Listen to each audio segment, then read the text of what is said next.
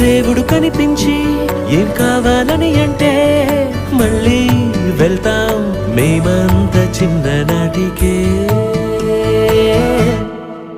ఆ రోజులు మళ్ళీ రావు, ఈ రోజుల్లా కానే కావు.